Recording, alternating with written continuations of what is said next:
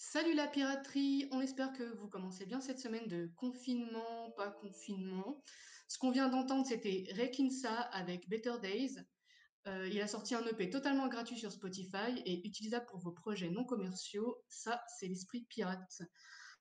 Donc aujourd'hui les moussaillons, on va parler des gens qui bossent et de l'importance de se syndiquer avec Elliot, étudiant intérimaire et futur apprenti. Puis ensuite, on vous donnera la parole avec une antenne libre. Mais avant, on se présente avec Adèle, qui sera ma co-anime. Prêts les Oui, enfants? bonjour tout le monde, c'est Adèle. Désolée pour le petit temps de latence. Écoutez, je vais me présenter. Moi, je travaille aux espaces verts d'une grande municipalité, la plus grande de France même.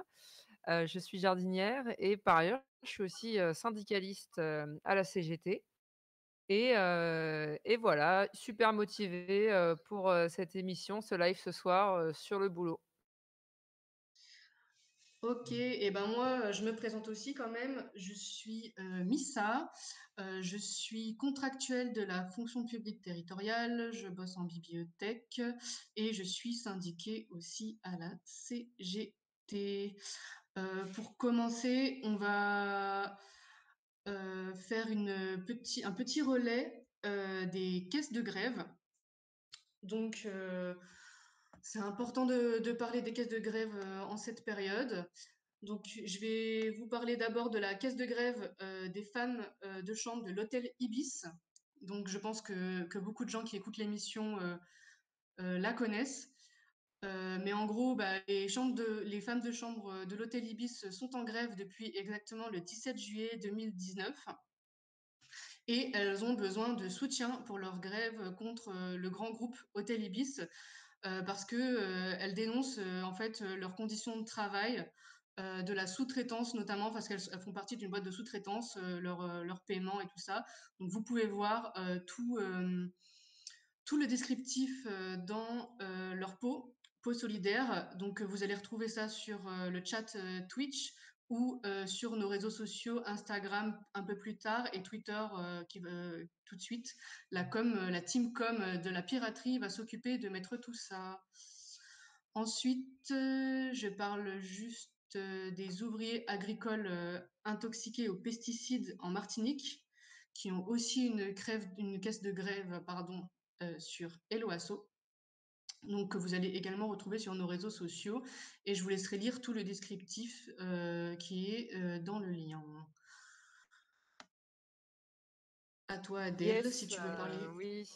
Ouais, on va parler d'une troisième caisse de grève. C'est la caisse de grève des agents et des agentes territoriaux de la ville de Saint-Denis dans le 93. Ils et elles sont sur une mobilisation très importante face à leur direction, hein, la mairie de Saint-Denis. Parce que, comme la plupart des agents territoriaux en France, à cause de la loi de transformation de la fonction publique, elles vont perdre beaucoup de conquis sociaux. Et la mairie de Saint-Denis est en train de mettre ça en place de manière particulièrement sale. Et les agentes territoriales sont sur une grève assez dure là depuis 2 semaines à peu près. Et donc c'est hyper important de les soutenir. C'est une grève qui est exemplaire. Donc on vous mettra aussi sur les réseaux sociaux le lien vers la caisse de grève. Et puis un dernier petit mot, sur, la grève des livreurs à vélo. Tout simplement pour vous dire que, il y a des livreurs à vélo qui se mobilisent, en ce moment, hein, parce qu'évidemment là, ils vont être, mis à rude épreuve particulièrement, ces jours-ci et ces prochaines semaines, de confinement, non confinement. Et bah, il se trouve que ce sera le sujet de, la prochaine émission, le lundi 9 novembre. Donc soyez bien là, lundi prochain. Dans des situations de confinement, les violences conjugales et intrafamiliales s'accentuent. Confiné avec un conjoint, un père violent, le risque peut être plus grand. Mais vous n'êtes pas seul. S'il est déconseillé de sortir, il n'est pas interdit de fuir. Si vous ou l'une de vos proches est victime de violences à son domicile, il existe des numéros, des associations que vous pouvez contacter. Le 3919 est le numéro gouvernemental contre les violences faites aux femmes. Vous pouvez également contacter Viol Femmes Information au 0800 05 95 95. Ces deux numéros vous accompagneront en ce qui concerne des démarches de plainte, d'éloignement ou simplement pour des conseils. Si vous ou votre proche résidez en Île-de-France, le centre Hubertine Auclair met à votre disposition sur Internet une carte des associations qui accompagnent sur orientationviolence.hubertine.fr. Où que vous soyez, vous pouvez aussi contacter le planning familial le plus proche. Vous n'êtes pas seul.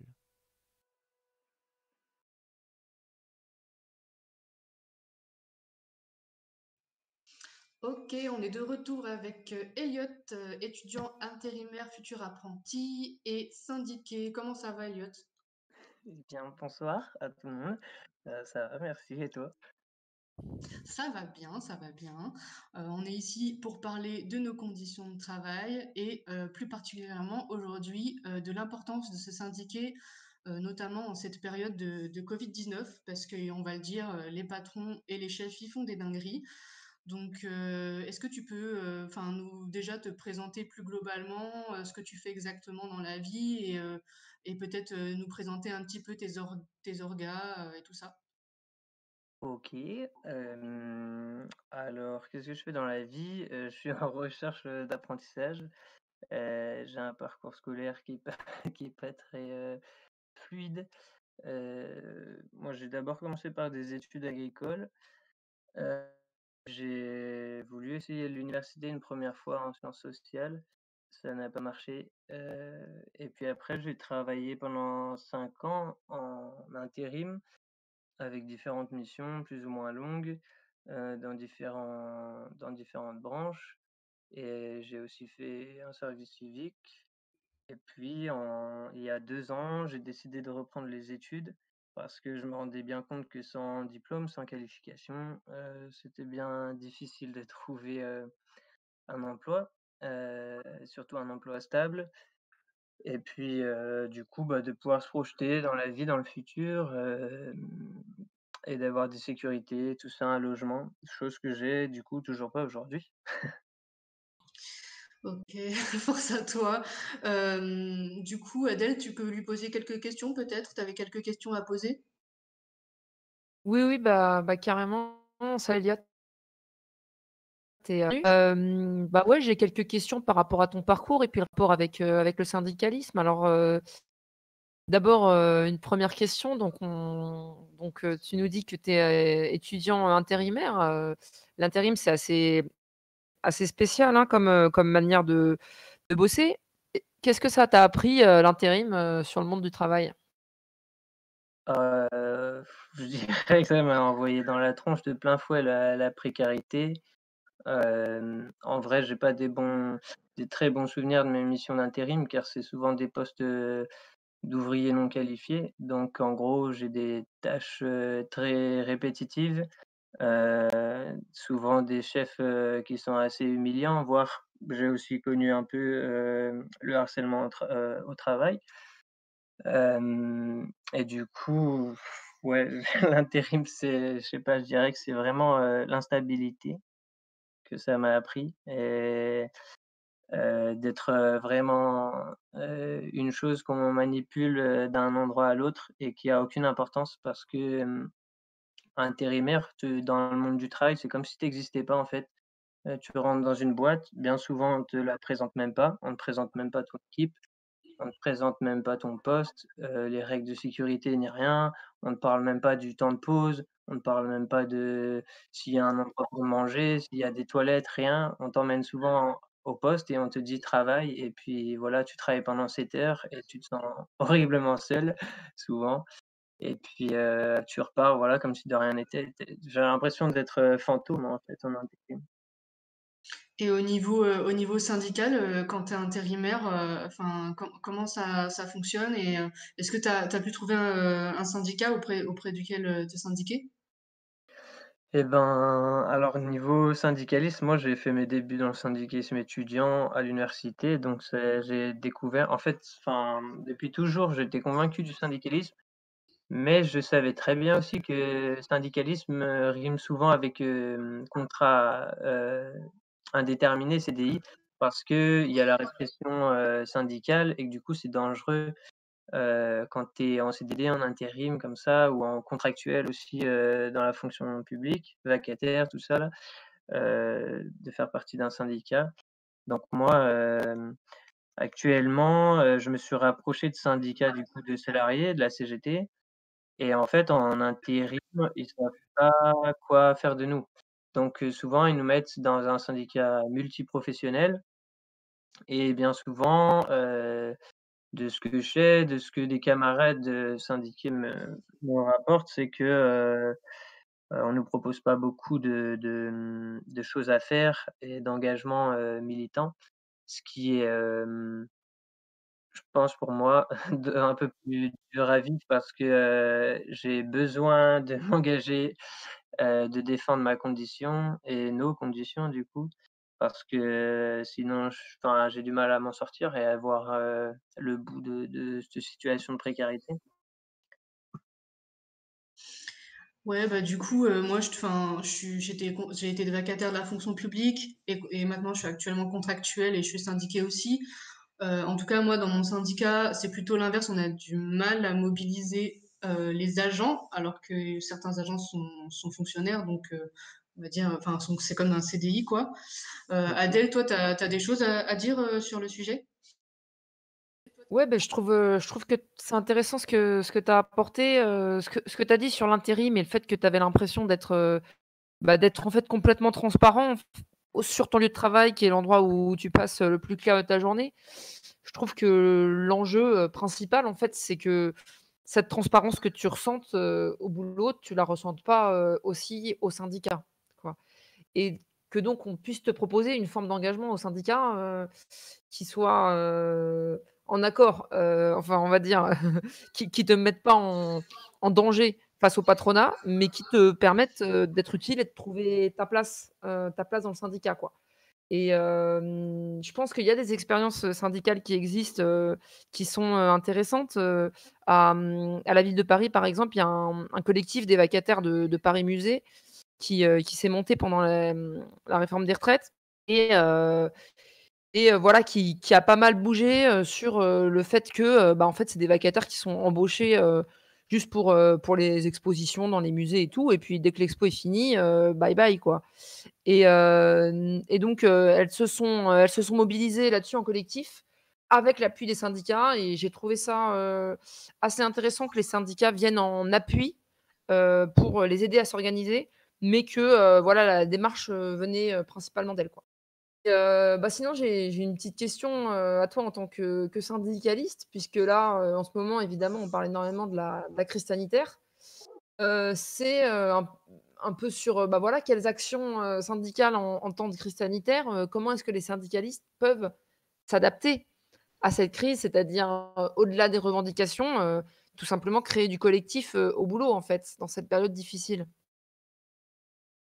Bah, c'est un vrai défi du coup pour les syndiqués, pour les syndicalistes mais pour aussi tous les salariés du coup, de, faire face à cette, crise qui du coup, bah, accentue déjà ce qui existe déjà, c'est-à-dire des inégalités ou des discriminations. Mais je pense que un des défis qu'on a déjà, et mine de rien, je pense que les salariés se tournent quand même vers les syndicats pendant ces périodes de crise puisque, il y a une augmentation de la sollicitation, enfin des demandes de salariés justement par rapport à leurs droits, par rapport, aux droits d'alerte, aux droits de retrait, tout ça. Par rapport à est-ce que, le covid va être reconnu comme une maladie professionnelle ou pas, ce genre de choses et tout ça, bah, ouais, moi je suis convaincu que c'est des combats qui doivent être portés par des syndicats de lutte, si possible et mais ouais, je pense que c'est, toujours informer, c'est toujours le premier truc à faire. Je pense en tant que syndicaliste, convaincu que quand on milite et tout, c'est d'informer déjà les personnes, qu'on défend, enfin, puisqu'on se défend nous-mêmes du coup, de nous informer, de voir qu'est-ce que va faire l'État et le patronat, par rapport à cette situation et du coup de mobiliser en fait de manière bon, là, on n'a pas le choix, quoi, c'est de manière défensive, puisqu'on se prend une crise dans la tronche, et que du coup, qui dit crise dit souvent réduction de nos droits, heu et donc la défense de nos droits est vraiment, bon, je dirais, bah, encore plus, essentielle que d'habitude, puisque là, ils sont en train de marcher dessus tranquillement. J'ai plus exactement d'exemple en tête, à part qu'ils faisaient sauter les jours de congé, par exemple. Ou obliger les salariés à prendre leurs congés pendant au lieu de les mettre en chômage partiel, ce genre de choses. Bon, ça prouve bien que il faut faire un rapport de force, quoi. Carrément. D'ailleurs, je vais faire des petits rappels là, actuellement. Donc, 1re chose pour les gens qui nous écoutent et qui sont pas syndiqués, qui savent pas comment ça marche, qui ont un peu peur et cetera, j'aimerais dire 2 choses. C'est vrai que ça peut être risqué de se syndiquer quand on est précaire. En revanche, il faut, donc déjà, premièrement, bien se renseigner sur les syndicats de sa boîte, se renseigner sur leur réputation, voir un petit peu comment ça fonctionne, parce que ça peut arriver qu'il y ait des syndicats qui soient, on va dire, en cooptation avec la direction. Une fois que vous êtes sûr de ça, tout simplement, vous sollicitez le collègue, vous envoyez un petit mail, vous chopez le numéro, etc. Et vous demandez à être syndiqué, c'est-à-dire que vous allez payer une cotisation sociale, enfin une cotisation au syndicat. Généralement, enfin en tout cas la CGT, c'est un pourcentage, c'est 1% du salaire. Mais voilà, s'il y a vraiment un souci niveau thune, si vous êtes précaire, vacataire, etc., faut pas hésiter à en discuter avec le camarade, on s'arrange. Et aussi, il faut savoir qu'on n'est pas obligé d'être syndiqué et de s'exposer en fait. On peut être syndiqué sans être exposé, c'est-à-dire qu'on paye sa cotise, on suit l'actu du syndicat par mail, pas forcément sur son mail pro d'ailleurs. Et puis voilà, si on a besoin d'aide, on est quand même épaulé. On est quand même épaulé quoi. Donc ça c'est la première chose. Ensuite, quand on est syndiqué, on a droit à des heures syndicales, mais il faut savoir, en tout cas dans la fonction publique, tous les agents ont droit à 12 heures syndicales. Tu me reprends, Adèle, est-ce que c'est aussi le cas dans le privé? Ouais, c'est des journées, tu parles d'heures ou de journées? C'est tout Tu sais, salarié en non, fait a le droit à pardon, 12. vas-y, Ouais, vas-y. tout salarié a droit à 12 jours de formation syndicale par an et Voilà, ça, et je que parlais tu sois des heures syndiqué ou non d'information. syndiqué, hein. Ouais, voilà, c'est ça. Et les heures Et d'information, les c'est. Oui, les heures d'information syndicale, c'est, organisé par un syndicat représentatif. C'est une par mois, ou 12 par an. En effet, ça peut être cumulé, ouais. Par exemple, tu peux faire une réunion de 3 heures tous les 3 mois. Et ça, faut que ce soit par contre déposé par un syndicat. Heu, OK. mais c'est ouvert à tous les collègues, quoi. Mais il faut pas aussi oublier les jours de formation syndicale. Tu en as 12 par an où tu vas pas au boulot, tu vas en formation au syndicat, que tu sois syndiqué ou non syndiqué. Ça, c'est un truc énorme que peu de gens connaissent, hein. Ouais, et d'ailleurs, il y a des super formations, sur les techniques de négo, sur, la communication, plein de choses.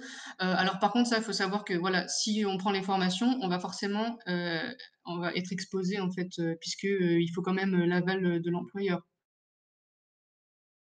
Ouais, c'est-à-dire que, en fait, il peut te refuser pour, nécessité de service, mais dans tous les cas, en fait, le syndicat envoie ta convocation à ton employeur. Donc ils savent que tu fais une formation syndicale et avec quel syndicat.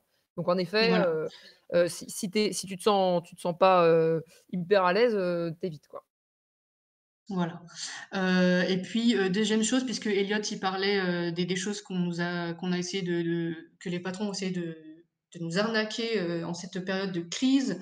Donc je rappelle, qu'en ce moment, les jours de carence, que ce soit dans le privé ou dans le public, quand on est malade, ça n'existe plus. Donc on est, payé par la sécu, enfin en tout cas, on touche son salaire dès le 1er jour d'arrêt maladie, et c'est aussi le cas pour, les gens qui sont cas contact.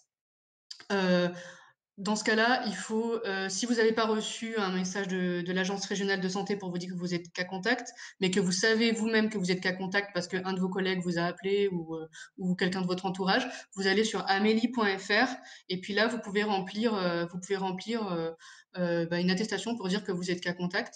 Et dernière chose, donc je donne deux sites qui sont, on va dire, très importants pour, se renseigner sur ses propres droits. Premièrement, tout simplement, c'est Légifrance. Vous allez sur Légifrance, donc c'est tous les textes, tous les décrets, les arrêtés du gouvernement. Vous tapez les mots-clés qui vous intéressent et vous lisez les articles. Si vous y comprenez rien, vous prenez les articles et vous les envoyez à votre syndicat qui peut vous expliquer.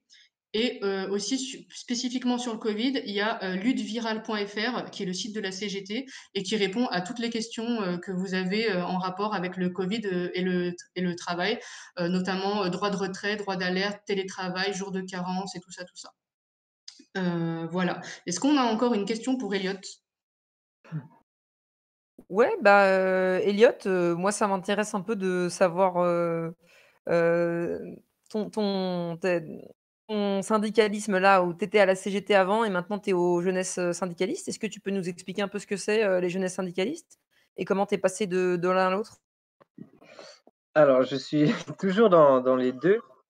Hem, moi je suis passé de solidaire étudiante, donc rattaché à l'Union syndicale solidaire quand j'étais à l'université, et c'est, depuis peu du coup que je me suis rapproché de la CGT en fait par conviction syndicaliste. C'est-à-dire que je me suis retrouvé très vite, dans ce que tout le monde brandit souvent dans le syndicalisme en France, mais qui est essentiel, et propre du coup au syndicalisme français, c'est la charte d'Amiens.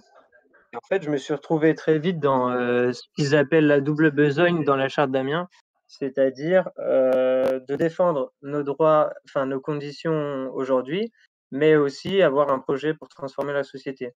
Et en fait, de là, on va dire que ça fait une dizaine d'années que je milite, dans différents mouvements qui se créent, mais ce sont des mouvements défensifs, c'est-à-dire qu'à chaque fois, ce sont des réformes qui passent et que du coup, il y a un mouvement social qui naît, qui se construit pour faire face à cette réduction de droits que la réforme va faire passer.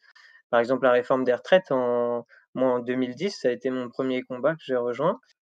Mais en fait, après tout ça, ce qui revient toujours, c'est que je me dis, si je fais pas partie d'une orga, il y a aucune trace, historique de ce qu'on a fait, en fait. J'ai l'impression que tout va tomber aux oublis ou alors dans les archives, mais il y a pas un collectif qui est organisé, qui se construit sur le long terme.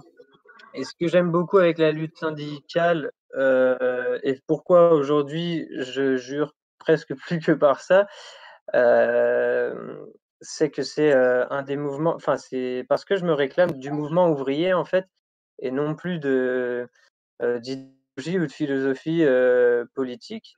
Même si le mouvement ouvrier a été beaucoup influencé par des idéologies politiques révolutionnaires, de la grande famille socialiste, que ce soit communiste, anarchiste ou d'autres, socialistes, plus ou moins radicaux.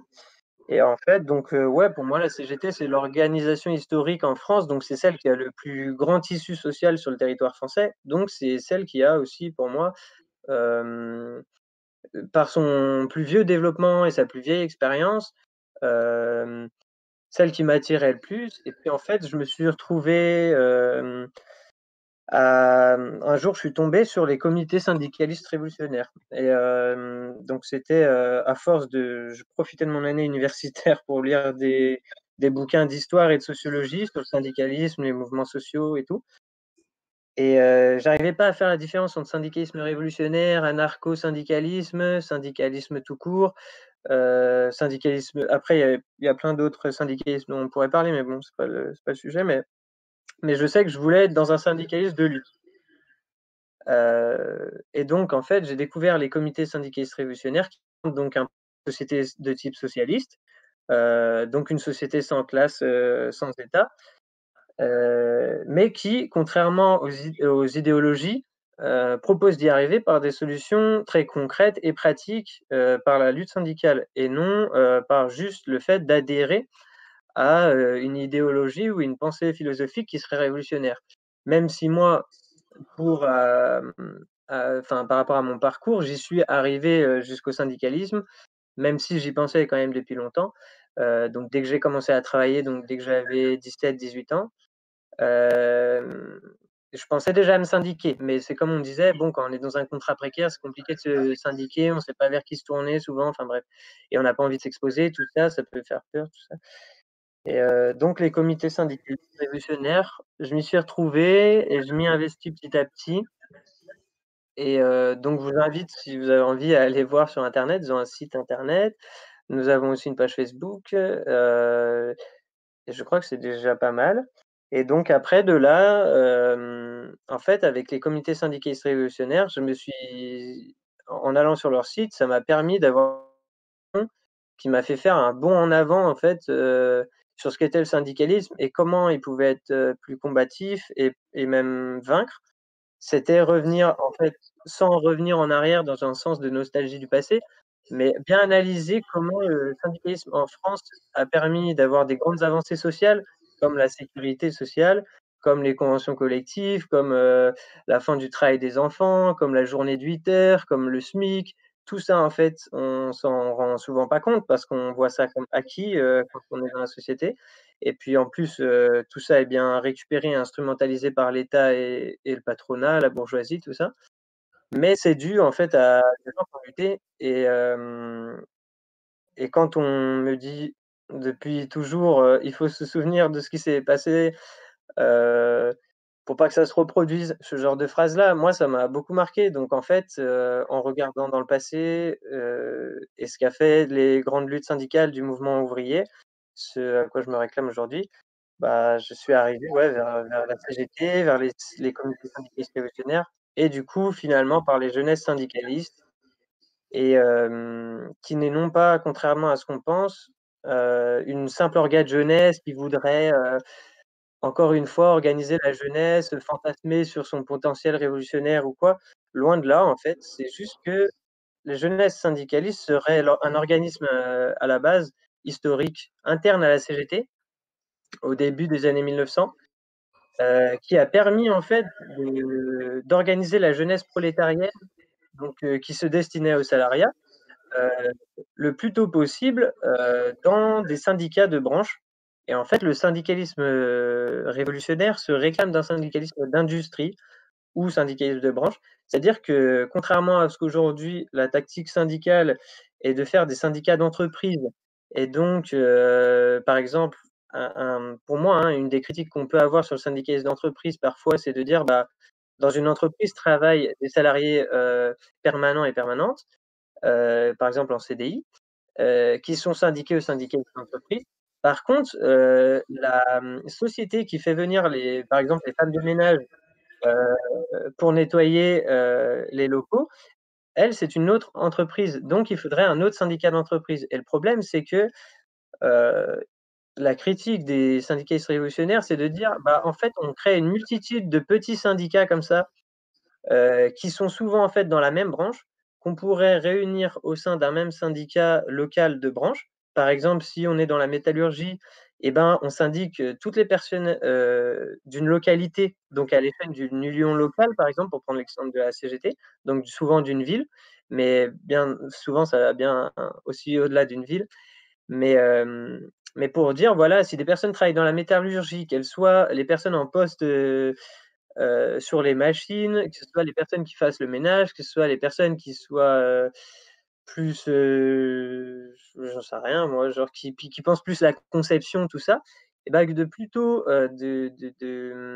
créer de recréer en fait la division du travail qui existe dans la société capitaliste, donc de l'isolement en fait que crée le capitalisme, et ben, on va rassembler les salariés dans des mêmes syndicats de branche.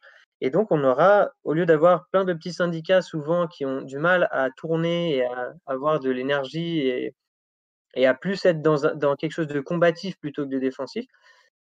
Voilà, moi je pense que ça peut être une stratégie, c'est un peu long mon explication, mais je pourrais en parler longtemps vu que j'ai passé du temps. Et les jeunesses syndicalistes, en fait, ça serait faire la même chose, mais en fait, ça permettrait une syndicalisation à vie des jeunes, donc prolos, qui se syndiqueraient dès leurs études, en fait. À partir du moment où ils ont choisi une formation et qui se destinent à travailler dans une branche, et ben, la stratégie révolutionnaire, du coup, des jeunesses syndicalistes, qui rejoint un peu celle des CSR, et du coup, l'origine historique de la CGT, ça serait que ces jeunes-là soient directement syndiqués, aux jeunesses syndicalistes dans leurs locaux, en fait, de branche.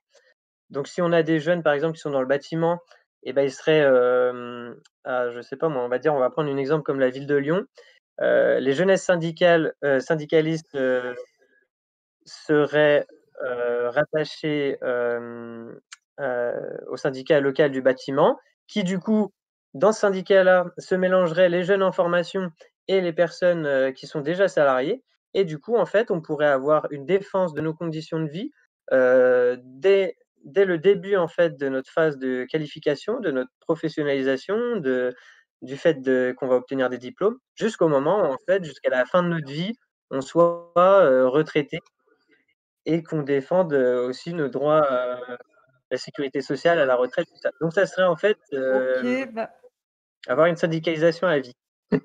OK, bah, merci, Super. Elliot, c'était très intéressant. Du coup, je crois que on peut te remercier, hein, pour toutes ces infos que tu nous as données et puis ton témoignage qui est, hyper important et ouais, donc on te remercie et puis on va passer à la suite La de suite, l'émission. donc ouais, petit intermède Bah, musical merci à vous. avec, Bring Me Out de Bob Andria et merci encore Elliot, c'était super intéressant. À bientôt, merci. À bientôt.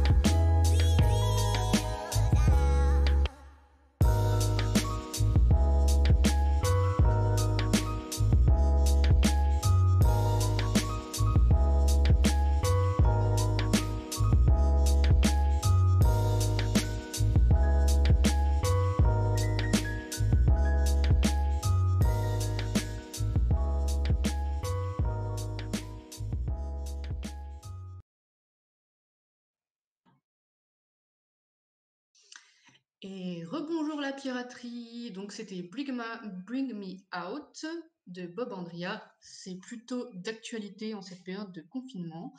Du coup, on va accueillir tout de suite Gomette.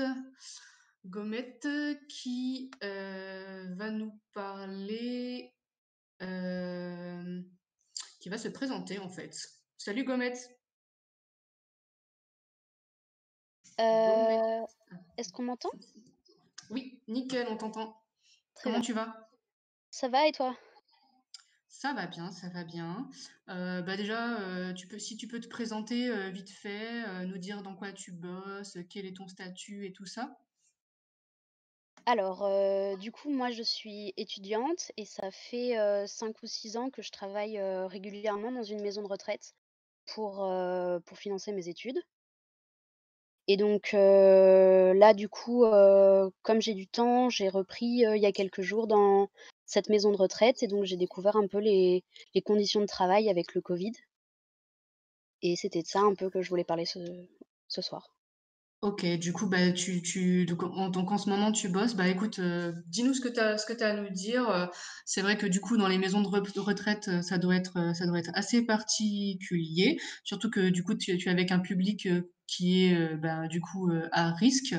Du coup, bah voilà, dis-nous tout.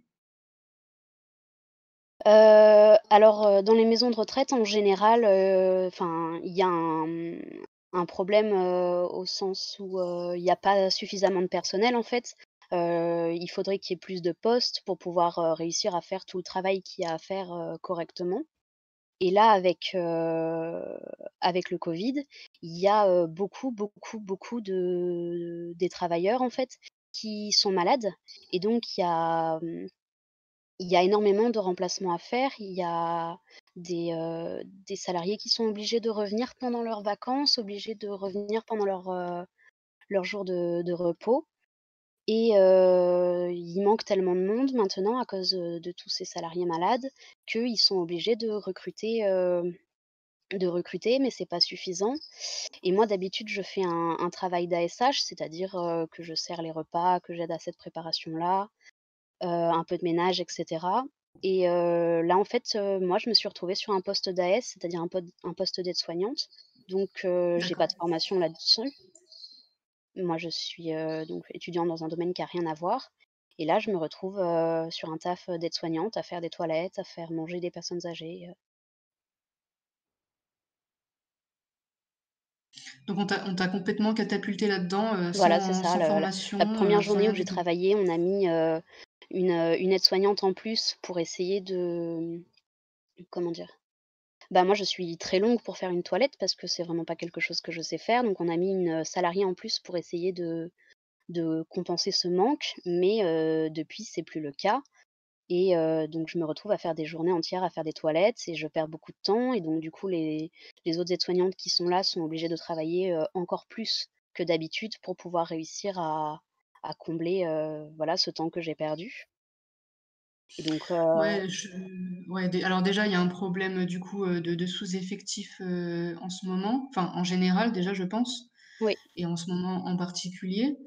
Et on entend souvent parler, en fait, on va dire, de cas de maltraitance des personnes âgées dans les EHPAD ou dans les maisons de retraite.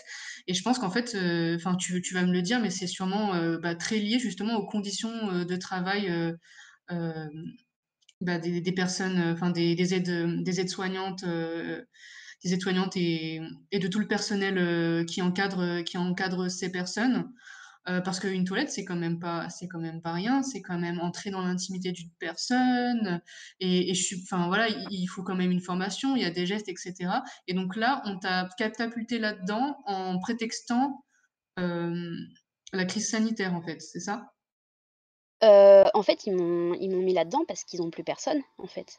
Ils Ouais. trouvent pas assez d'aides-soignants pour pouvoir travailler là-dedans et donc ils avaient presque pas le choix, je sais pas comment on peut dire, mais ils arrivent vraiment pas à trouver du monde, les gens reviennent pendant leurs congés, c'est ce que je disais et par rapport à la maltraitance, je sais pas à quel moment on peut parler de maltraitance, mais par exemple, ce week-end, il y a des personnes qui d'habitude, c'est des personnes qui n'ont pas de mobilité quoi, qui normalement sont mis au fauteuil pour pas rester toute la journée allongés dans le lit. Ce week-end, beaucoup de gens n'ont pas pu être, au fauteuil. On les a laissés dans le lit parce qu'il y avait pas le temps, quoi.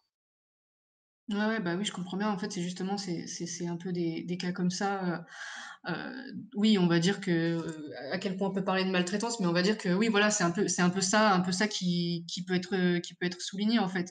La dégradation des conditions de travail, du personnel, soignant et encadrant, peut entraîner, des traitements, inhumains, envers, les personnes qui sont dans ces structures. D'ailleurs, je crois qu'il y a vraiment en ce moment une pénurie, puisque ma mère, elle est aide à domicile et sa boîte cherche du monde et je crois qu'ils n'arrivent pas à en trouver parce que ça fait, je crois, des semaines que je vois afficher devant la boîte de ma mère un gros message comme quoi ils recrutent et en fait je pense qu'ils y arrivent pas. Est-ce que tu penses que c'est enfin une conséquence de la première vague, de ce à quoi ont dû faire face les personnes qui étaient là pendant la première vague? Heu, Pas exactement parce qu'en fait, pendant la première vague du coronavirus, le virus n'est pas rentré dans la maison de retraite. Toutes les maisons de retraite sont pas touchées et donc du coup, pendant la première vague, ils ont eu une réorganisation à faire, avec, les changements pour les visites, des choses comme ça. Mais ils ont pas pris, le coronavirus de plein fouet comme ils sont en train de le prendre actuellement. Parce que du coup, là, ça y est, la maison de retraite est touchée et donc les gens sont en contact tout le temps avec des résidents, qui pour, une grande partie sont malades. Enfin, moi, dans le service dans lequel je suis, il y a 65 résidents et là, il y en a actuellement, 23 qui ont le covid Ah et punaise, ça fait que commencer, en fait. punaise. Bah, j'espère que le gouvernement, va prendre des mesures, prochainement parce que là, enfin, c'est une hécatombe, quoi. Voilà, voilà. Est-ce que tu des choses à ajouter ou pas? Oui, il y a aussi, donc ça, c'est par rapport à ce que vivent, les soignants. Et les soignantes, je voudrais rajouter que, ben, il y a de la peur qui commence à s'installer. C'est pas le cas de tout le monde et je sais pas si cette peur est totalement justifiée par rapport, aux équipements nouveaux qu'on a, mais il y a des enfin, le premier jour, où j'ai travaillé, j'ai croisé, 2 agents d'entretien dans le couloir qui étaient en train de s'engueuler, parce que, aucun ne voulait aller dans les chambres, covid et j'ai des collègues qui à la pause le disent: «Bah, moi je suis désolé, hein, je le dis, mais enfin j'ai peur, quoi». Donc ça, c'est quelque chose et si je peux rajouter un dernier truc, il y a, ben, les conditions de vie des résidents actuellement, parce que du coup, ils sont totalement obligés de rester dans leur chambre et ils ne peuvent plus sortir de leur chambre. Toutes les activités ont été annulées, il y a plus de self, donc il y a plus le midi et le soir, donc ils peuvent pas, communiquer entre eux. Ils ont voilà, les sorties, les activités sont totalement annulées. Donc en fait, ils sont dans leur chambre et il y en a qui ont rien à faire dans leur chambre et qui s'ennuient et qui manquent de contact social et ouais, c'est assez dur là, depuis 2 jours, il y a plus de télé, parce qu'il y a un bug, vraiment, enfin, c'est des conditions de vie qui doivent être assez dures là.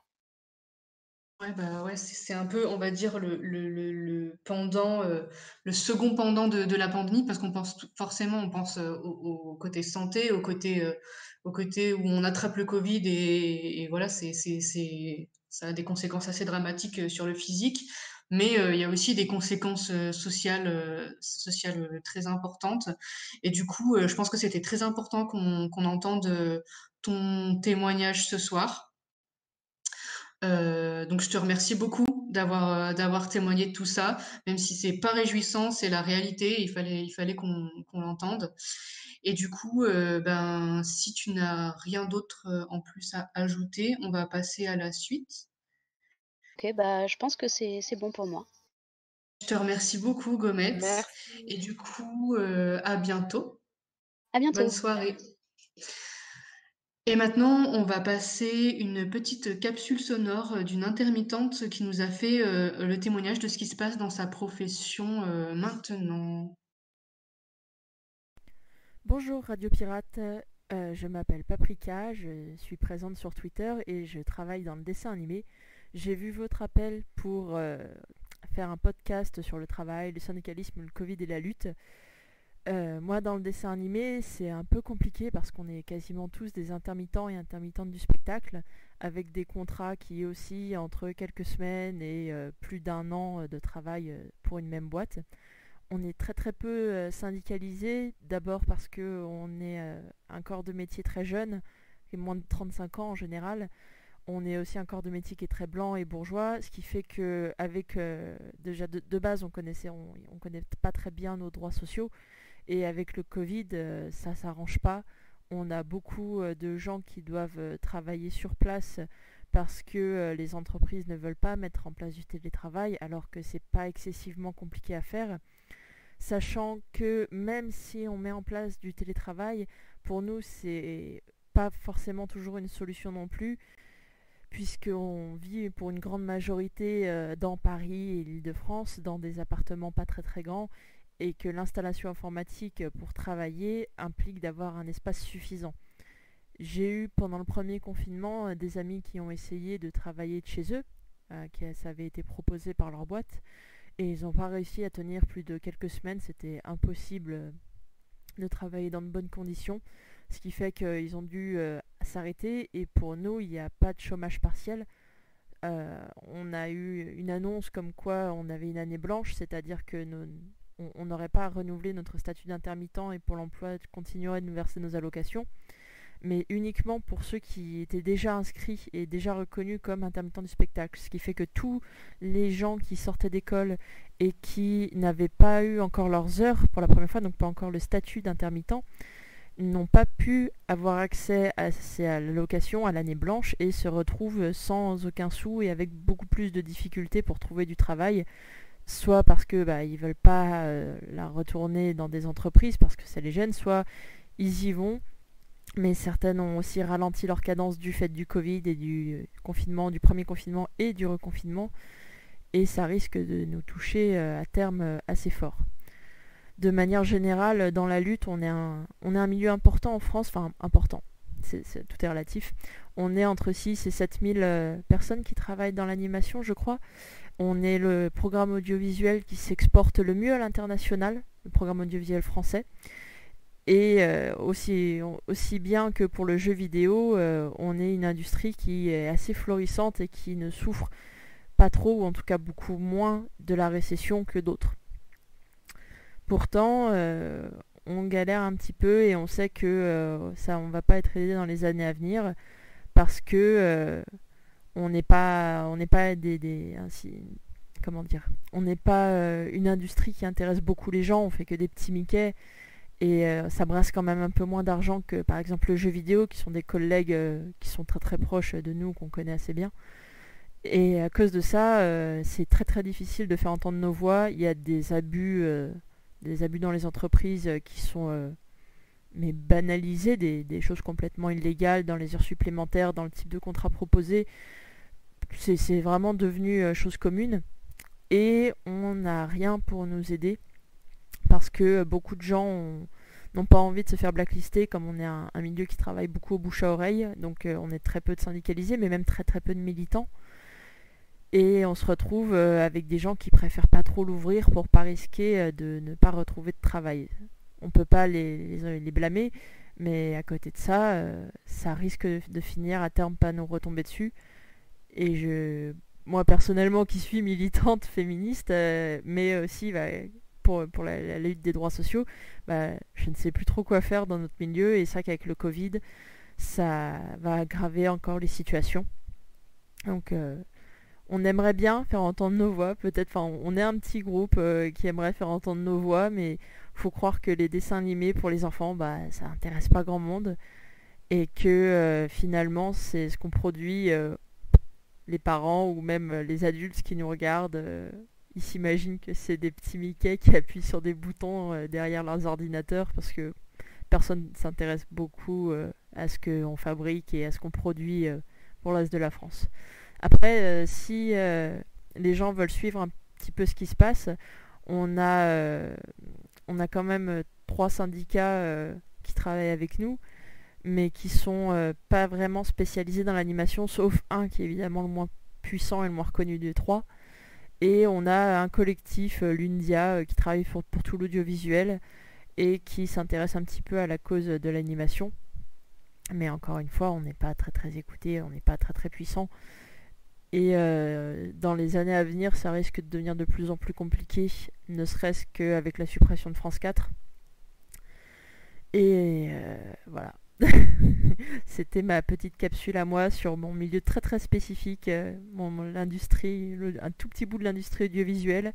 Je sais que pour d'autres, dans le live, donc dans la prise de vue réelle, que ce soit dans le cinéma ou la télé, il y a des problèmes communs, notamment sur certains postes comme le montage, et qu'on gagnerait à être entendu par les gens du cinéma et par les gens de l'audiovisuel, parce que finalement on lutte tous et toutes pour avoir des droits sociaux, une reconnaissance, des meilleures conditions de travail, ce qui est malheureusement souvent pas le cas. Merci de m'avoir écouté et bon courage avec Radio Pirate. À bientôt. On est de retour sur notre émission après cette capsule et merci beaucoup à la copine intermittente pour son témoignage super intéressant. Alors, du coup, maintenant, on va enchaîner avec un nouvel invité qui a répondu à notre appel. Et cet invité, c'est Paul. Paul, es-tu là? Comment vas-tu? Je suis là, bonsoir. Ça va et toi? Et bah écoute, Paul, salut à toi. Est-ce que tu peux te présenter? Qui es-tu? Que fais-tu? Etc. Bien, alors j'ai 21 ans, j'ai fait une licence de STAPS et cette année je suis, en plus de mon service civique, animateur périscolaire dans les écoles primaires dans le sud de la France. D'accord, d'accord. Donc, est-ce que tu peux nous dire avec quel statut tu bosses, par exemple, pour commencer? Pour l'instant, je ne sais pas. Qu'est-ce que tu entends par Alors, statut exactement? pardon, t'es vacataire? Pas T'es encore. fonctionnaire? Alors si, je suis vacataire de l'entreprise, de l'association qui m'a embauché, oui, c'est ça. Ouais, Excusez-moi, d'accord, ok. j'avais pas... Et bon, et bah du coup, on va rentrer tout de suite dans le vif du sujet. Comment ça se passe au taf? C'est la rentrée scolaire. Eh bien, c'est tendu. On est un peu en flux tendu parce qu'il y a pile le nombre d'animateurs qu'il faut. Donc, quand quelqu'un est cas contact ou quand quelqu'un est malade, il manque forcément un animateur. Le problème avec le nouveau protocole, c'est qu'il ne faut pas mélanger les classes. Or, on est obligé de le faire quand il manque un animateur. Voilà, c'est ça le problème. Donc, on est un peu en surtension en ce moment. En surtension, ouais, j'imagine que ça pèse et que ça pèse aussi sur le moral. Est-ce que tu te sens protégé au boulot? Pas vraiment, pas vraiment. Déjà, depuis la rentrée de septembre, bon, les enfants personne n'avait de masque, hein, c'était pas conseillé. Donc, certains animateurs disaient même aux enfants de ne pas porter leur masque quand ils en avaient un. Donc ça, c'était pas possible. Depuis aujourd'hui, ils en ont.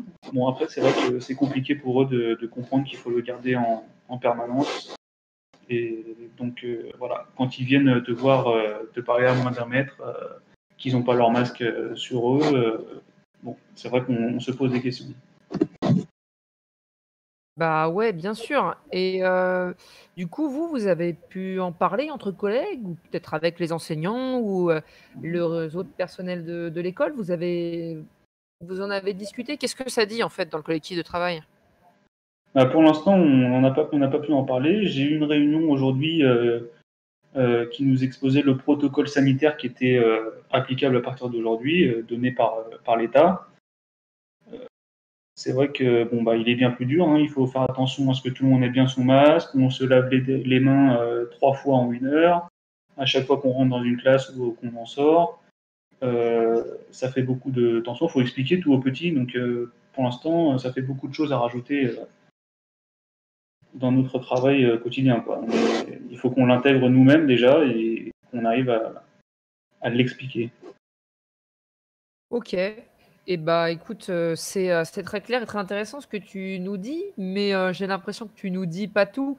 Qu'est-ce que qu'est-ce que tu voudrais dire à l'éducation nationale, là? Si tu avais le ministre de l'éducation nationale, devant toi, qu'est-ce que tu voudrais lui dire par rapport à cette situation un peu ubuesque, là? Ah bah, ce qu'il faudrait faire, pour moi, ce serait de fermer les écoles parce que j'ai l'impression, quand ce matin, quand je me suis levé et je me suis dit: «Bon, bah, je vais rejoindre mon cluster, pour aller travailler, quoi». Donc c'est vrai que c'est pas trop intelligent d'ouvrir toutes les écoles, jusqu'au lycée, avec des gosses, qui ne comprennent pas forcément la situation. Ouais, ça donne l'impression en tout cas qu'ils ont pas du tout pris la mesure et de la situation ou bien ils ont pris la mesure de la situation, mais le problème c'est que si les enfants restaient à la maison, les parents pourraient pas aller bosser et c'est impensable pour eux qu'on n'aille pas bosser, et produire.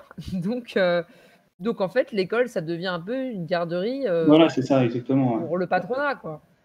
Oui, puis en plus, on le sent bien puisque la mairie, qui distribue un masque par enfant, qui fait 10 lavages, c'est vraiment pour faire la rentrée et puis ensuite, c'est à eux de se débrouiller, aux familles de se débrouiller pour leur fournir leurs masques. C'est vraiment, bon, bah, vous venez là pour la semaine, et puis après on verra plus tard, quoi. On met les enfants à la garderie, puis comme ça les parents peuvent aller travailler. Puis, Oui, j'ai aussi même on vu. avait, discuté avec mes Oui, collègues, vas-y. sur comment on avait été traités nous-mêmes par notre association, qui nous emploie. C'est que notre association nous a mis à disposition, début octobre, 10 masques chacun, qui sont utilisables une seule fois. Et c'est 10 masques pour le mois, quoi. Et donc ils étaient en train de se disputer un peu avec la mairie pour qu'ils nous la fournissent. Mais au final, ça fait un mois qu'on attend et personne n'a reçu de masque en plus. OK, donc là, il y aurait sans doute un truc à faire, avec les collègues, parce que, ça, c'est quand même, C'est ça, la ouais. base, aujourd'hui, c'est d'avoir un masque. En plus, maintenant, des masques, il y en a. Donc ils devraient, pouvoir vous en fournir quand même. Bah, Exactement. merci beaucoup Paul, d'être venu, nous donner ton témoignage, sur ce qui se passe, dans ton école et plus généralement, à l'éducation Mmh. nationale. C'était super intéressant et on va continuer, notre soirée. On va te souhaiter une très bonne, soirée alors et Merci à bon vous. courage surtout. Merci à vous. Bonne soirée, Paul. Donc, me revoilà. Maintenant, ce qu'on va faire avec Adèle, c'est que on n'a malheureusement pas pu mettre tout le monde à l'antenne libre. Il y en a beaucoup d'entre vous qui nous ont envoyé des textes en fait directement sur les réseaux sociaux pour témoigner. Donc, ce qu'on va faire, c'est que on va lire tout simplement les témoignages qui nous ont été envoyés. Donc, je vais commencer avec le témoignage de Bloody Gencive, libraire en grande distribution. Donc c'est pas mal d'actualité puisque les amoureux du livre se sont pâmés du fait que les librairies ont été fermées. Et depuis, en fait, entre-temps, le gouvernement, enfin, il y a la gauche qui a porté un petit peu ça, qui a voulu rouvrir, enfin, pas que la gauche d'ailleurs, non, je dis n'importe quoi, mais les politiques qui ont porté ça, qui ont voulu dire qu'il fallait rouvrir les librairies à tout prix. Il y a les écrivains il y a des écrivains qui se sont mobilisés, entre guillemets, pour exiger la réouverture des libraires. Et ce n'est pas du tout de l'avis des salariés des librairies, tout simplement. Et donc voilà, je vais vous lire directement le témoignage de Bloody Gencive. C'est parti. Je travaille pour une enseigne de distribution au rayon livre. Comme la plupart des Français, j'ai été en chômage partiel pendant 2 gros mois. J'ai plutôt bien vécu mon confinement puisque je suis quelqu'un qui recherche beaucoup de solitude et ces 2 mois m'ont permis de me recentrer sur les choses qui me passionnent comme le cinéma, la littérature et la musique. Me remettre au dessin a également été très thérapeutique et m'a aidé à surmonter toutes sortes d'angoisses. Le déconfinement a été violent. Beaucoup de mes collègues étaient heureux de pouvoir à nouveau se sentir utiles et côtoyer d'autres êtres humains. Me concernant, il a fallu un certain temps d'adaptation. Ça a plutôt été grosse dépression. Tous les projets que j'avais commencés pendant le confinement se sont progressivement cassés la gueule. Je n'avais plus de temps pour moi. Nous sommes passés d'un pays qui hiberne à un pays fumant. Si vous lisez un peu les témoignages récents de libraires qui travaillent dans la grande distribution, beaucoup sont exténués et pour cause. La reprise depuis mai, et sans discontinuer, a été vécue comme une période de Noël sans repos. Il n'y a pas, dans ce genre de grande surface, d'image romantique du libraire, ou alors elle n'existe plus. Si je peux me permettre de parler au nom de mes collègues, je tenterai de dresser une image rapide du libraire de la grande distribution actuelle.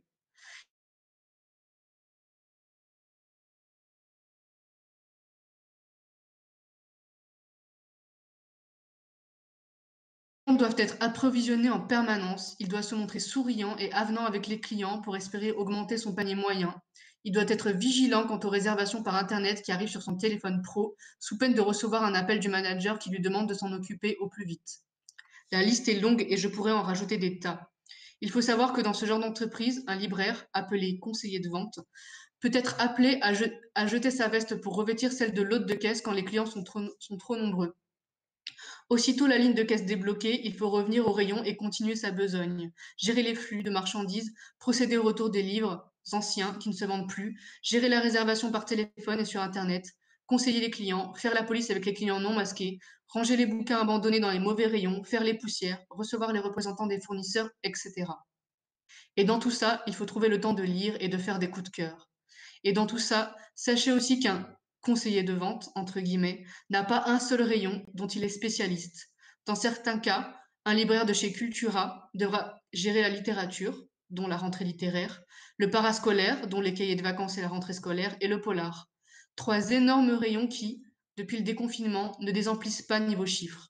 Actuellement, nous alternons entre chômage partiel et semaine travaillée.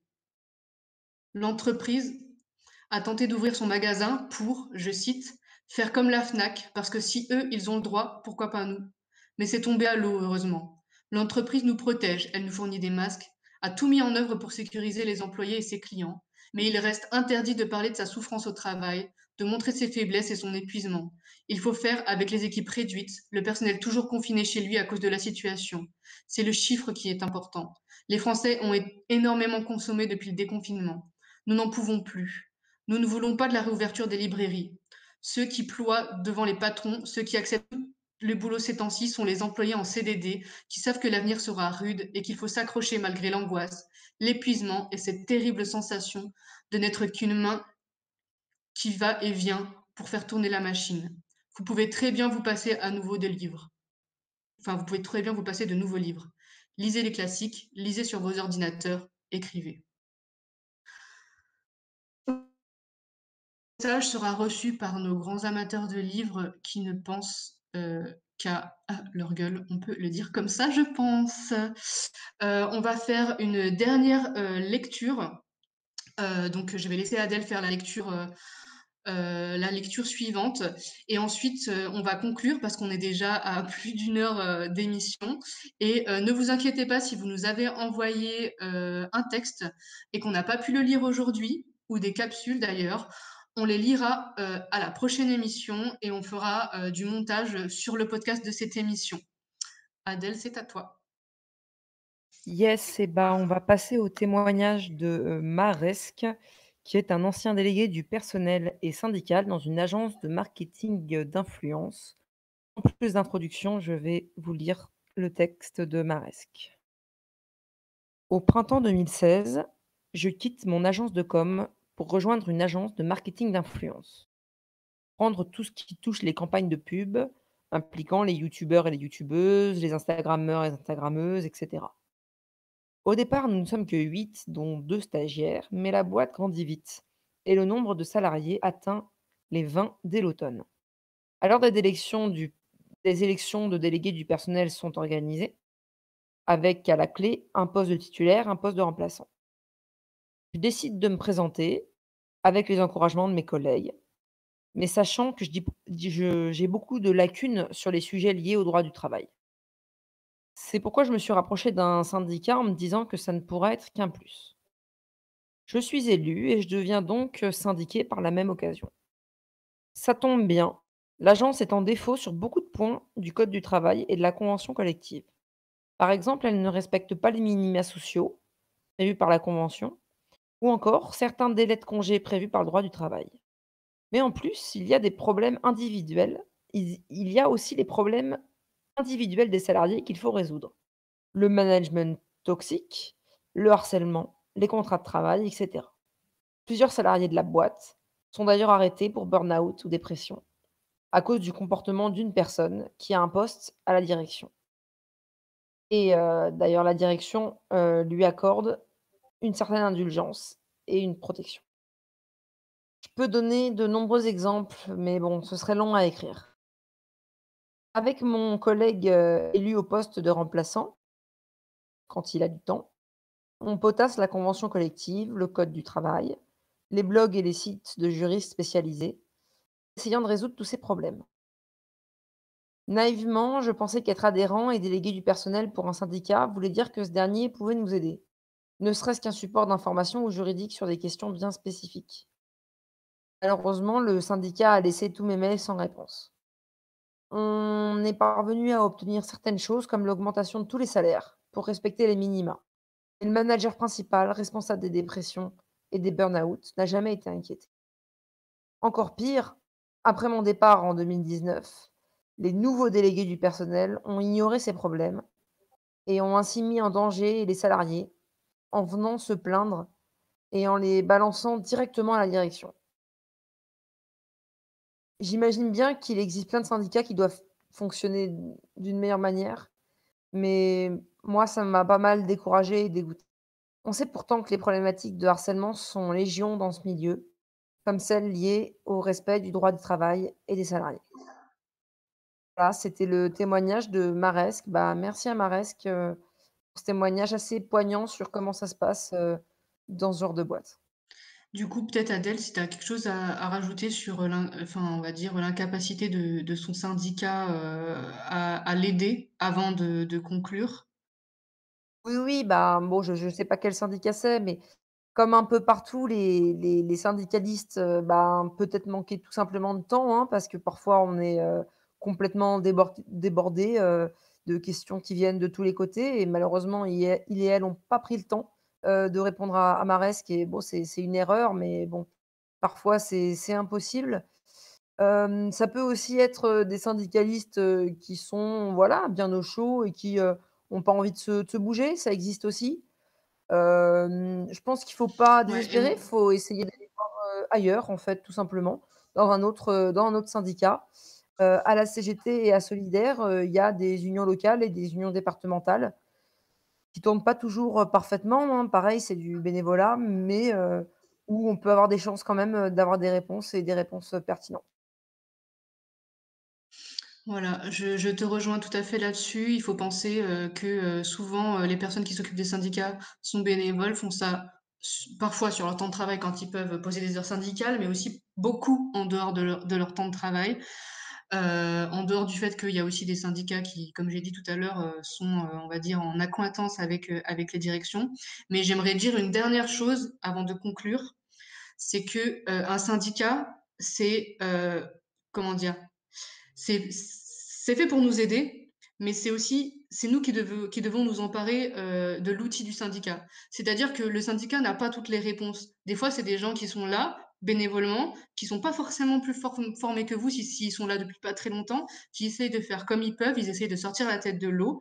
Mais si jamais vous avez les moyens de vous-même vous renseigner sur un sujet, par exemple, je dis n'importe quoi, j'ai une question sur les jours de carence, je vais sur Légifrance, je tape jour de carence, j'essaie de trouver l'arrêté le plus récent, j'envoie au syndicat et voilà, on voit avec la personne du syndicat ensemble si on peut tirer quelque chose de ça. Et si jamais on n'y arrive pas, il y a toujours les unions locales ou départementales pour essayer de nous aider. Et surtout, il faut se former. Formez-vous, puisque en se formant, c'est en se formant justement qu'on arrive à s'emparer de l'outil du syndicat. Le syndicat, c'est pas un service à la personne, c'est pas un service clientèle. Le syndicat, c'est nous et c'est vous, c'est tout le monde, c'est tous les syndiqués et les personnes qui le composent. Voilà, c'était ma conclusion. Si tu as une dernière chose à dire, Adèle?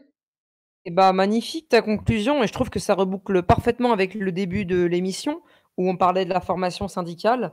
Faites de la formation syndicale carrément, il y a des formations de très bonne qualité, qui sont réalisées et ça vous permettra aussi de rencontrer des syndiqués d'autres boîtes, des syndiqués d'autres secteurs, de nouer des liens entre les secteurs, ce qui est, juste primordial en fait pour assurer, une certaine cohésion à notre classe sociale. Donc, comme Missa, hein, formez-vous, formons-nous. Formons-nous. Eh ben, merci beaucoup, Adèle. C'était un plaisir Merci. de co-animer cette émission avec toi. Et du coup, on va envoyer la dernière chanson en conclusion. Il s'agit de Gesté de Sulka, S-U-L-K. Et donc, c'est une musique un peu plus d'ambiance, un peu plus pour danser, pour conclure cette soirée dans la bonne humeur. Bisous les pirates et on espère vous retrouver demain pour l'émission sur la santé mentale. Ciao!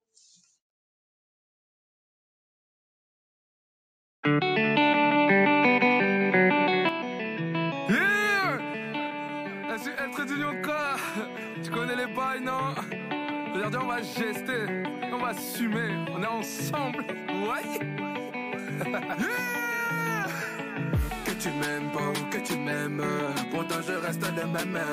Que je fasse du bien ou que je fasse du mal, ta bouche va toujours parler. Veulent te voir toujours en dessous et content quand tu n'as pas de soumet. Tes kiffs mais ne veulent pas assumer, tu te loupes, ils sont trop rassurés. Laissez-les jacter potos, ils ont la maille mais pas le talent. Laissez-les jacter potos, ils ont l'oreille mais pas le tapon. Laissez-les parler si tu veux taper, fais ta phase en 2-2. Si les rageux parlent encore chez nous, ça va bouger, c'est 4-4. Allez bisous là-bas, si tu veux toujours rager. Si tu crois qu'on n'a pas pied, t'inquiète, on sait nager. Allez bisous là-bas, si tu veux toujours parler. Si tu crois qu'on n'a pas pied, t'inquiète, on sait nager. On est juste un bas, juste. On est juste un bas, juste. On est juste un bas, juste. On est juste un bas, juste.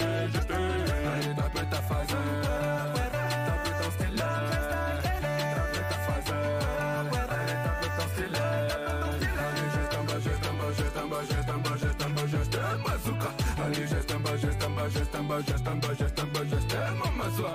Les gens vous voient, les jaloux bisous. Les gens vous voient, j'ai dit les jaloux bisous. Pourtant on vient d'en bas, la logique c'est de monter, mais je vois que t'apprécies pas. Tu guettes les stories, poto tu souris. Donne pas la force quand j'avance un petit pas. Je sais que tu kiffes quand on fait la diff.